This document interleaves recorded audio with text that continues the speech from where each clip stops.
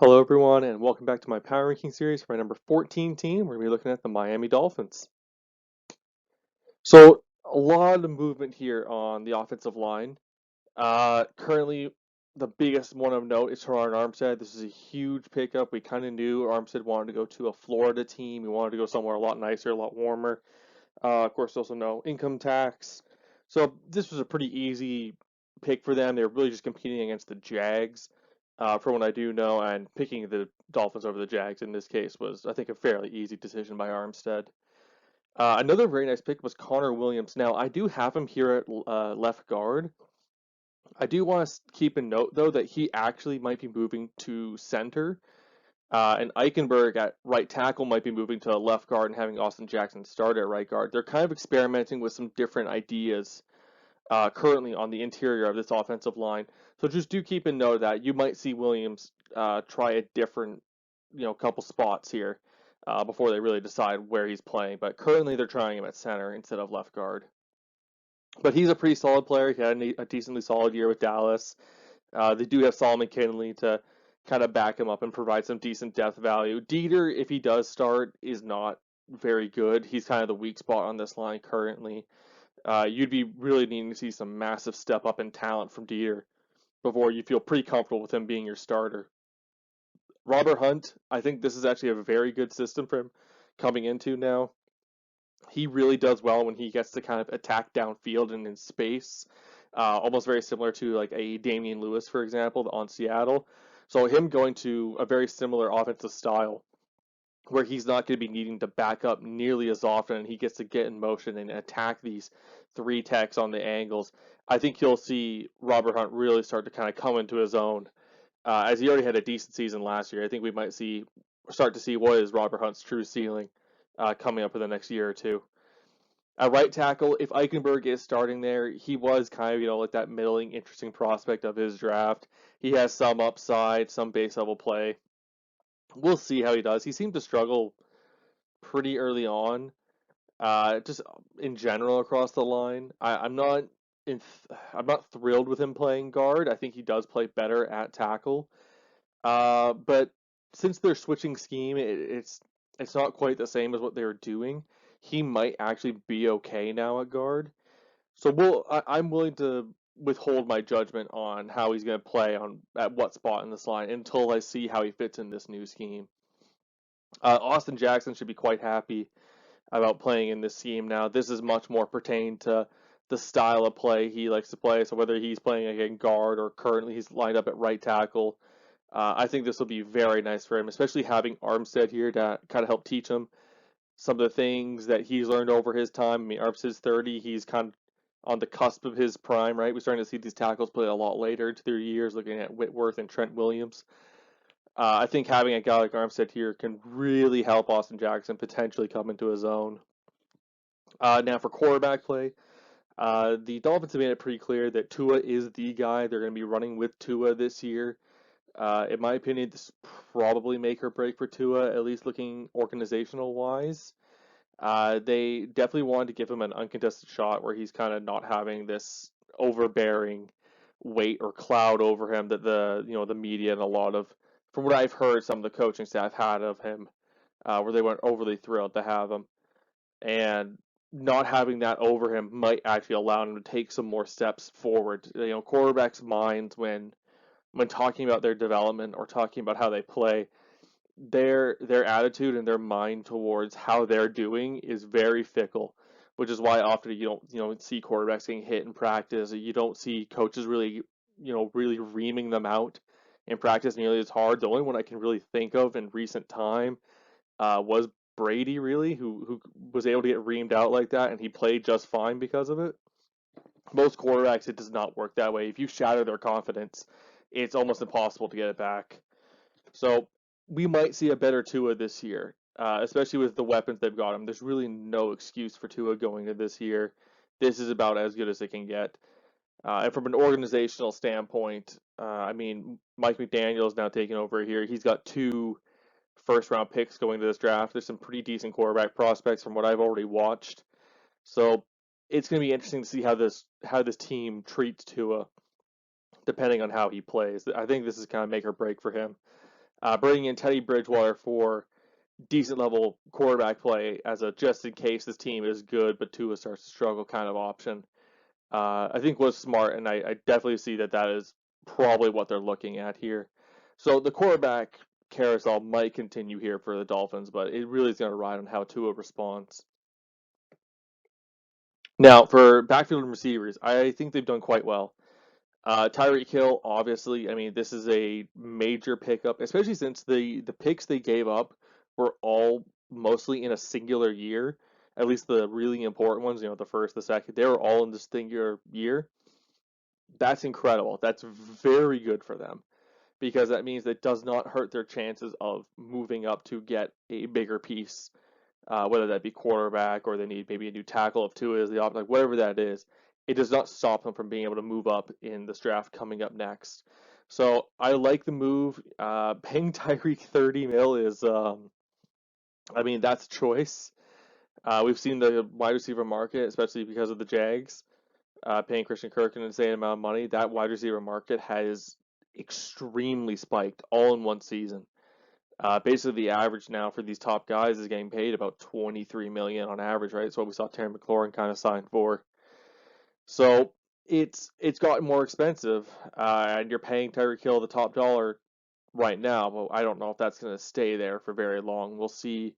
There's a couple guys who are deserving of big contracts. They're coming up here pretty quickly.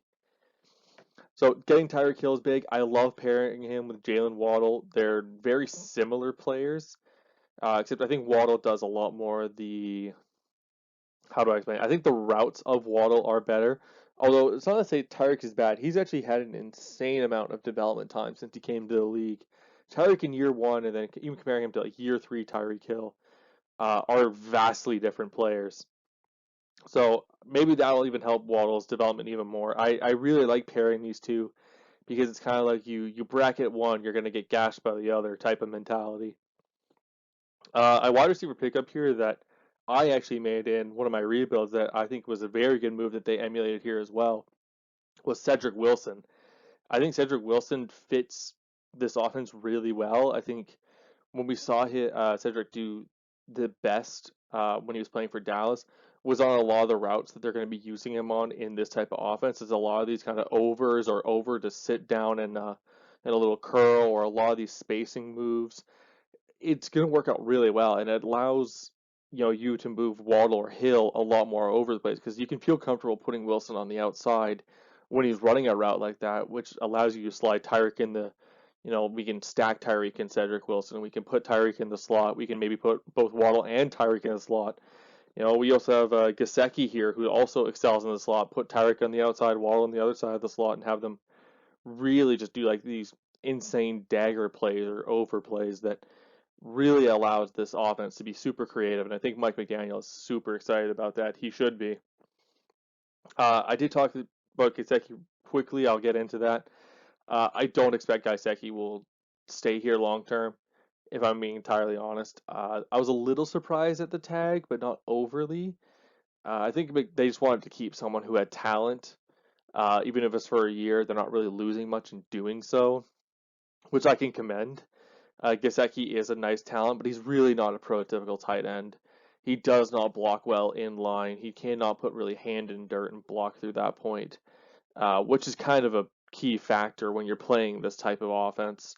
So I don't know if you'll see Gesicki be overly efficient going into this year. Mike McDaniel's probably going to only bring him out on these like third down looks or maybe first down traditional passing sets where he gets to kind of line up more often in a 2 point stance, where he can be a receiving threat most often out of the slot. I don't think they'll line him out wide too often, but I don't expect him to be.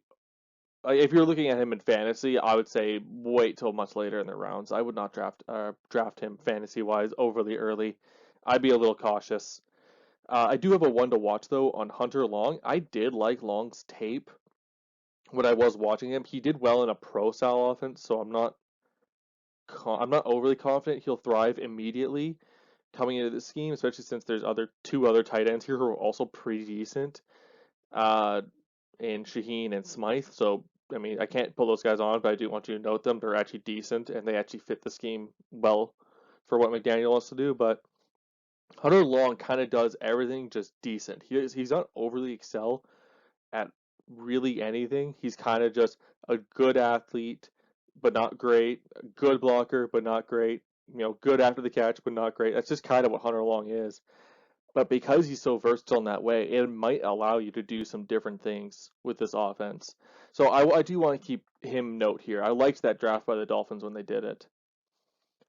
For extra receivers here, Lynn Bowden, he's a really fun kind of gadget piece. You can get him on special teams, get him in the slot, do a lot of these kind of end around or backfield stuff with him. Maybe even have him throw a couple passes. There's a lot of stuff you can do with Lynn Bowden. He's super fun. And this was an underrated receiver by me. I was kind of on this pretty early. I didn't really see anyone else having this high, but Uza Kanama was someone I was very interested in when I was watching him. He's this really tall and lanky build that seems to mostly thrive off of these, I won't say almost contested catches, but it's these really tight windows that he makes. Like he really finds almost, it's not really, I want to say Des Bryant like, but he's really good at getting into that blind spot of these corners and getting these catches and being able to kind of manipulate where his body is. Now, because he was a little lighter when I watched him, I think he's bulked up a little now post injury, which probably is actually to his benefit. He wasn't an overly big athletic receiver, not DK Metcalf burner type. But there is some interest here for what they can do with Uza Kanama, and I really like the fact that they made a point of getting someone like him, just in case they needed someone like him as an answer to what the defense was showing. So I thought that was a very good move by the Dolphins late in the draft. Alec Ingold, notable fullback here. There's so many notable players here. I like the fit. I think he's a really underrated athlete at fullback. He's good on special teams. He was a leader for the Raiders, from what I've talked about. People loved him. I think getting him here was a very good decision. And running back, Chase Edmonds. There's a couple guys here like Mostert and Sony Michel that they'll fit the scheme well and they'll do their job. But Chase Edmonds is really the lead back here. He's kind of fun. He does well in the receiving game, which I think Mike McDaniel will like a lot. He needs a bit of a more hard-nosed runner, if I'm entirely honest. The Dolphins' backfield is really lacking someone who does well between the tackles, so to speak, or does well on goal line. The big guy they have is Jared Dokes currently. So I wouldn't be surprised if maybe not this season or maybe even at the trade deadline if you see them go look for a guy who's much more of a traditional runner. So just do keep an eye on that. But Edmonds was kind of a fun gadget piece, and he's good on third downs. I like that move. Defensive front seven, some really fun stuff here. Landon Roberts does well in this role. I like him as a linebacker here. I think bringing him here again was not a bad decision.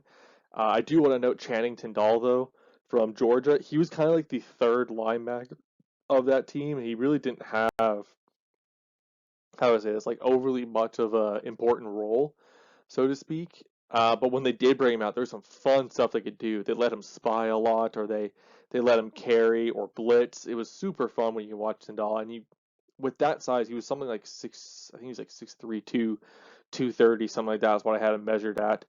And putting up insane athletic testing numbers at the combine. Getting a guy like him to fit this really hybrid front is almost a perfect fit because that's when he did his best work with that Georgia front, which is very hybrid in nature as well. And getting him to learn from a guy like Jerome Baker, I think could produce some very good productivity from Tyndall. I don't know if I expect it year one, but I would say definitely look for him year two, year three. I think that was a very underrated selection by the Dolphins. Now, Jerome Baker, he's super fun. I love his coverage ability. He seems like a very jolly guy from what I've talked to people. I mean, you can even look at the clips of him looking for his mom. He's super fun. He plays well. He plays fast. The deal they signed him to was a bit much at the time. I was saying that is a lot to invest in a guy who hadn't overly shown much at that time. But he's kind of started to live up to it a little bit more. He was kind of all over the place with that defense. He showed that they really didn't need I got like Van Noy. He kind of made up for a lot of that move, especially with the blitzing. I was not expecting the productivity from him in that aspect. But there's some good stuff there with Baker, and I think that signing's not going to hurt them. I think that's actually going to help them. On the front side, some really good guys. I couldn't fit them all on here, but the most important ones are Christian Wilkins and Emmanuel Ogba. I love these players. Ogba's kind of a undersized, kind of interior piece. He kind of an interior D end. They move him all over a little bit, but he plays super stout, man. I mean, I think I had him at 274 is what I had him measured at like 6'3", 6'4". He just does not move. These guards and tackles will throw their entire body weight into him. They'll double him, and he does not give up ground. It is very rare to see, and he's very unique in that aspect. He's kind of really found what his role is in the NFL here after kind of jumping around a little bit. I'm super happy for him. I think this is a very good signing that the Dolphins were able to do right before the free agency hit. And this was, I think this is someone who's going to be a staple of this defensive line for years to come if they keep this hybrid front. Christian Wilkins, I think he set something like a record of like no missed tackles or something like that from an interior piece, like something ridiculous like that. I was a big Christian Wilkins fan. I think he is always going to be a super good interior piece. I don't know if he'll ever be kind of transcendent level. I don't think that's just kind of what his build is. I don't know if he'll ever get the respect like that or kind of high end productivity. But I think he is a guy that you have on your team for like 12, 13 years. He's always going to be super productive, always going to be very in guys' faces. He'll get pass rush. He's super stout in the run as well, much like most of these pieces here they have on their interior. I think it was a good selection by the Dolphins, especially when they're kind of restarting their franchise, and he's rewarded them for that. Now we have some interesting pieces here on the edge. Melvin Ingram, he's brought in here as a kind of veteran presence, maybe help Jalen Phillips develop even further. Give some traditional pass rush on maybe nickel looks when they come out. Maybe in cover two, or they loved cover one a lot last year. But he's kind of fun. I think it's not really going to be anything substantial down the line, but I think he can contribute still at his age. Jalen Phillips is really the key piece on edge, though. He was rated my number one edge going into that class, and I said the only reason he might not get taken number one is purely because of people didn't know what that injury was looking like. He had a concussion issue, and people really didn't know. And since it was COVID time, we couldn't really fully assess it. He was kind of stuck in Miami, which, of course, when you're the Dolphins, all you gotta do is just drive down the road. That's super easy to find out your answer. And when I saw them draft him in the first, I'm like, okay, we have our answer. It's probably not an issue then if they're willing to do that. So the Dolphins got what I thought was the best edge in that entire class, much later than I thought he probably should have gone if that concussion issue was not actually an issue. So well done on them for that front, and he's shown some pretty good flashes already. I expect his development will continue. One last piece here, their hybrid man, Van Ginkel. He is all over the place. They love to just line him out. They'll line him out on the edge. They line him up in between like A or B. Like they line him up all over the place. He's very productive that way. He really thrives his best when he can really make a quarterback, or even not just the quarterback, but the lineman, question whether he's coming or not. Which especially when the Dolphins like to run cover zero, which basically they're blitzing everyone and all receivers and running backs are straight up man on man. There's no help anywhere. They love to run that, and having a guy like Van Ginkel, when you really want these guys to question whether he's coming or not, basically that makes them question whether you're going to be coming at cover zero or not, which means either they need to mass protect the quarterback, means they're going to be blocking a lot more people, less routes to cover, uh, or you're gonna get home before a route even develops. So it's super useful having a guy like Van Ginkel there to really make questions happen on who's coming and who's not. So they have him for at least one more year. I'll be curious to see if they extend him or what they extend him to, since that position's kind of been up in the air and what is its true value. You'll see Jamie Collins or Van Noy who's kind of jumped around, but we'll watch out for that. But he's productive for this defense. Defensive backs, some really good pieces here. Xavier Howard, he is very good for this team. He's not overly, how would I say, he's not like a super high end athlete, but you'd never be able to tell with the way he actually is able to extend his catch radius and knock stuff down or even get picks. He's super good with his ball skills as well. His ball skills are about as elite as they come. And having him as your one, they're able to figure out what the issue was in between them. I think that can only help this team, especially having him as your number one corner in a division that's starting to load up much more on wide receivers. Very good decision. Very good decision. Byron Jones still here. He's productive. He kind of has faltered down to a number two, which is not bad. He doesn't complain about it. There's no issues there. I think especially having Xavier often take the worst, of the two receiving options allows Byron Jones to really thrive. So I have no issues with that happening. I think that's totally fine. He's still a very good player. And you also have guys like Nick Needham, who's kind of like this lengthy slot corner. He's kind of the anomaly as a slot. But if you want a more traditional slot or traditional man cover corner for these type of defenses, they still have Noah Igbinoghene, who's super quick and super good when you get him in the slot and just let him kind of run on man coverage. He still needs help on instincts, especially in zone. But man coverage is really where he thrives the most. So there's some good slot options here too, and some of these guys can also kick out to the outside in a pinch. Now, safeties. You got guys like Brandon Jones. I can't remember the other guy's name, but this is another guy they got. Eric Rowe, who's currently sitting at strong safety two. But they often bring out two strong safeties in a lot of these like big nickel looks, or in like these nickel blitz looks. And I love both of these strong safeties. They don't get nearly enough credit, especially Rowe. Rowe really just can stick in man coverage on some of these tight ends. He is not afraid to get down and dirty with them, which allows Brandon Jones now, who they're hopefully going to bring out a lot more, to come down and play more of that box role, while Rowe is able to take maybe the more nickel or the man cover look when they come out in that blitz everyone or cover zero type look or cover one blitz. There's a lot of fun stuff you can do with that. And the best part is you're really allowed to do that when you have a free safety as good as Javon Holland. I am taking my shot to make Javon Holland a star. It's a bit early, but I think it's absolutely worth it. Javon Holland was my favorite safety prospect in that draft, and to me it wasn't really close. I had him pretty high above Merrick. Uh, and Holland has really shown it. He can play down in that man coverage. He can come down. He can play the single high free safety. He can play the two high look. There's no issues there. He covers field really well. Uh, like his ability to cut off routes deep or read the quarterback's eyes well downfield, it's pretty special. You're getting close to Earl Thomas, like not quite, but pretty close to what you saw as Earl Thomas as a rookie. So I think Javon Holland is transcending to that point of being a top end free safety in this league, and he'll get there within the next couple of years. You nailed that one, Dolphins. That was a easy A for me during that draft. That was perfect. So special teams and coaching.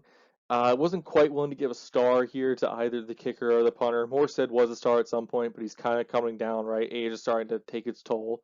Sanders, he kind of rides that line. There's moments where I think I want to give it to him, and there's other moments where I think, okay, maybe not. I'll hold back on it. But just do note, I like a lot of the special teams here. I think they actually do really well, more often than not. I think they're very well coached as well. So big credit to the special teams here. I don't expect them to be a disaster going into this year. When talking about offensive or defensive coordinators, I'm glad that they've kind of settled down to 1-1. It does help, I think. Rarely do I see kind of this split, especially on offense. The split offensive coordinators really work well. But I'm glad they've kind of figured that out. Uh, the guys they do have, I'm not.